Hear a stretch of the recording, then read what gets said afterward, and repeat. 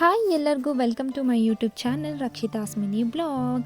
ಇದು ನನ್ನ Saturday blog ಆಗಿದ್ದು ಆ್ಯಂಡ್ ಇಲ್ಲಿ ನಾನು ಒಂದು ಪ್ರಾಡಕ್ಟ್ ಬಗ್ಗೆ ಹೇಳೋಣ ಅಂತ ಹೊರಟಿದ್ದೀನಿ. ಆ್ಯಂಡ್ ಈ ಒಂದು ಪ್ರಾಡಕ್ಟ್ ನಿಮಗೆ ಯೂಸ್ ಆಗೋದು ಏನಾದರೂ ನಿಮಗೆ ನೀವೇ ಮೆಹಂದಿ ಹಾಕೋಬೇಕು ಅಂತ ಇದ್ದರೆ, ಇನ್ ಕೇಸ್ ನಿಮಗೆ ಹೊರಗಡೆ ಹೋಗಿ ಮೆಹಂದಿ ಹಾಕ್ಸ್ಕೊಳ್ಳೋಕ್ಕೆ ಆಗಲ್ಲ ಅಂತ ಇದ್ದರೆ ನೀವು ಬೇಕಾದರೆ ಈ ಒಂದು ಪ್ರಾಡಕ್ಟ್ನ ಟ್ರೈ ಮಾಡಿ ನೋಡ್ಬೋದು. ಆ್ಯಕ್ಚುಲಿ ಈ ಪ್ರಾಡಕ್ಟ್ ತುಂಬಾ ಚೆನ್ನಾಗಿದೆ.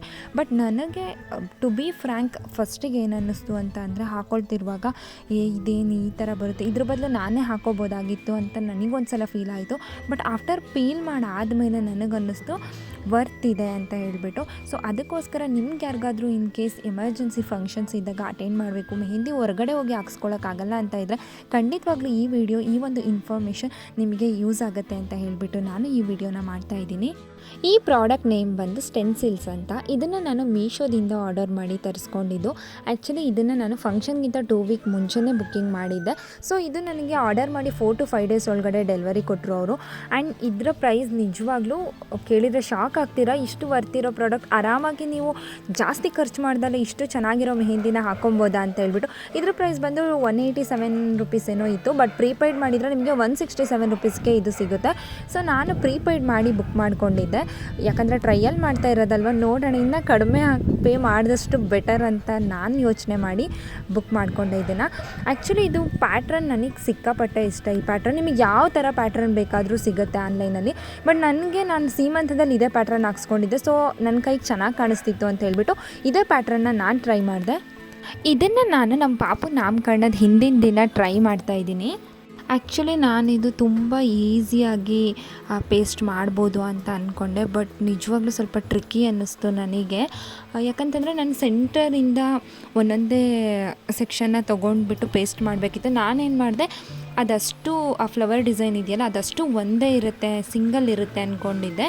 ಬಟ್ ಇಲ್ಲಿ ಸಪ್ರೇಟ್ ಸೆಷನ್ ಇತ್ತು. ನಾನು ಔಟರ್ ಸರ್ಫೇಸಿಂದ ಪೀಲ್ ಮಾಡಿದ್ರಿಂದ ನನಗೆ ಸ್ವಲ್ಪ ಲೆಫ್ಟ್ ಹ್ಯಾಂಡಿಗೆ ಪ್ಲೇಸ್ ಮಾಡ್ಕೋಬೇಕಾದ್ರೆ ಸ್ವಲ್ಪ ಟ್ರಿಕ್ಕಿ ಅಂತ ಫೀಲ್ ಆಯಿತು.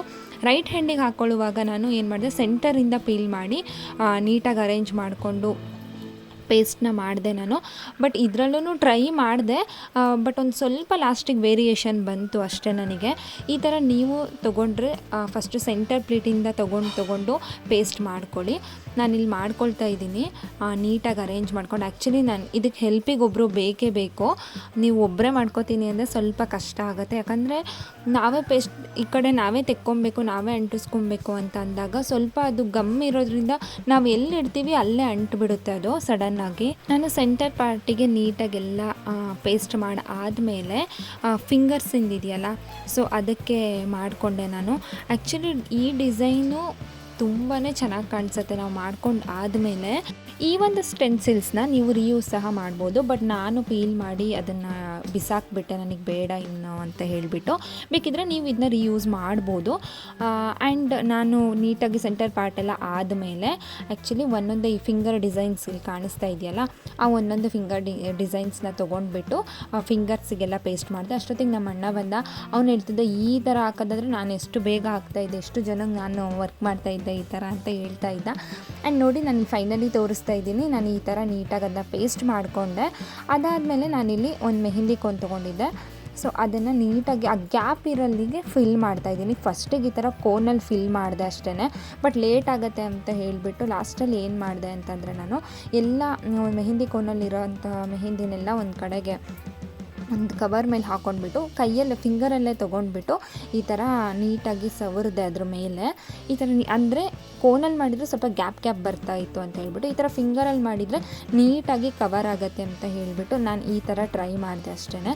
ನಾನು ಫಸ್ಟಿಗೆ ನೈಲ್ ಪಾಲಿಷ್ ಹಾಕ್ಕೊಂಡಿದ್ದೆ. ಏನಕ್ಕೆ ಅಂತಂದರೆ ಕ್ಯಾಪ್ ಹಾಕೋಬೇಕಾದ್ರೆ ನೈಲ್ಸಿಗಾದರೆ ಅದು ಹೋಗಲ್ಲ ಬೇಗ ಅಂತ ಹೇಳ್ಬಿಟ್ಟು ಮುಂಚೆನೇ ನೈಲ್ ಪಾಲಿಷ್ ಹಾಕ್ಕೊಂಡು ಅದ್ರ ಮೇಲೆ ನಾನು ಕ್ಯಾಪ್ ಸಹ ಹಾಕ್ಕೊಂಡಿದ್ದೀನಿ.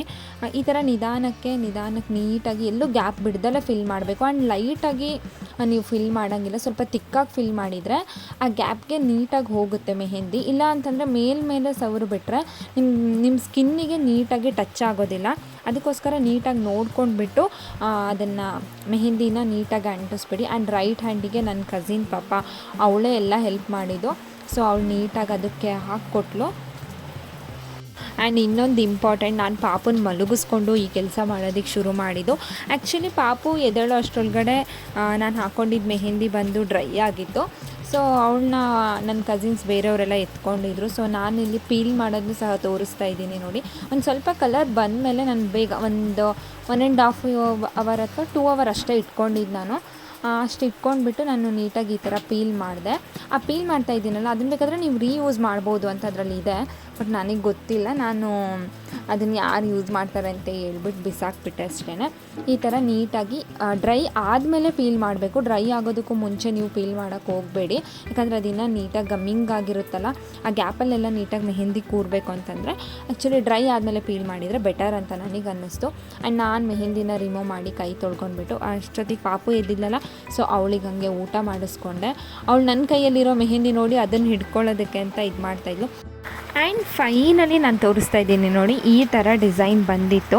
ಬಟ್ ಫಸ್ಟ್ ನಾನು ಪೀಲ್ ಮಾಡಬೇಕಾದ್ರೆ ಸ್ವಲ್ಪ ಡಿಸಪಾಯಿಂಟ್ ಆದೆ, ಇಷ್ಟೊಂದು ಚೆನ್ನಾಗಿ ಬಂದಿಲ್ವೇನೋ ಅಂತ. ಬಟ್ ಆಫ್ಟರ್ 1 ಡೇ ಆದಮೇಲೆ ನನ್ನ ಮೆಹಂದಿ ಈ ಥರ ಕಾಣಿಸ್ತಾ ಇತ್ತು. ನಾಟ್ ಬ್ಯಾಡ್, ನಮಗೆ ನಾವೇ ಆರಾಮಾಗಿ ಹಾಕ್ಕೊಳ್ಳೋದಾದ್ರೆ ಈ ಥರ ಟ್ರೈ ಮಾಡ್ಬೋದು ಅಂತ ನನಗನ್ನಿಸ್ತು. ಐ ಹೋಪ್ ಈ ವಿಡಿಯೋ ನಿಮಗೆ ಯೂಸ್ಫುಲ್ ಆಗ್ಬೋದು ಅಂತ.